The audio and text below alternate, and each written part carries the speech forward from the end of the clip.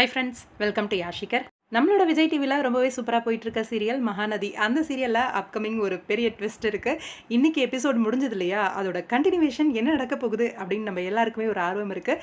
அதுக்கேற்ற மாதிரி ஒரு 2 பிக்ஸ் வந்து ஷேர் ஆகிருந்தது. என்னென்னா, காவேரியை வீட்டுக்கு கூட்டிகிட்டு வந்து ரவுண்டு கட்டுறாங்க போல இருக்குது. எல்லாருமே ஓல் ஃபேமிலியே நின்றுட்டுருக்கு. காவேரியை வந்து எல்லாருமே கேள்வி கேட்குறாங்க போல இருக்குது.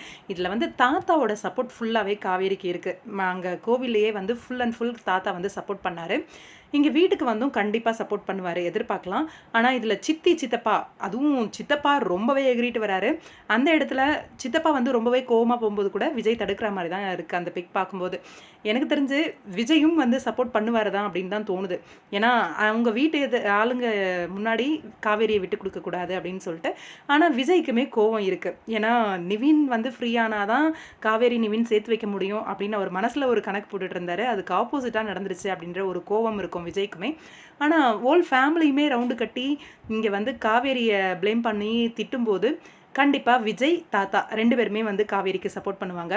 அதே போல் பாட்டியோட சப்போர்ட்டும் காவேரிக்கு இருக்கும் அப்படின்னு தான் தோணுது. ஏன்னா பாட்டிக்கும் தெரியாது கடத்தின விஷயம் எல்லாம் இவ்வளோ பெரிய ஃப்ராடாக இருப்பாங்களா அப்படின்ற மாதிரி சப்போர்ட் பண்ணுறதுக்கு வாய்ப்பு இருக்குது. ஆனால் இதில் இன்னொரு விஷயமும் இருக்குது.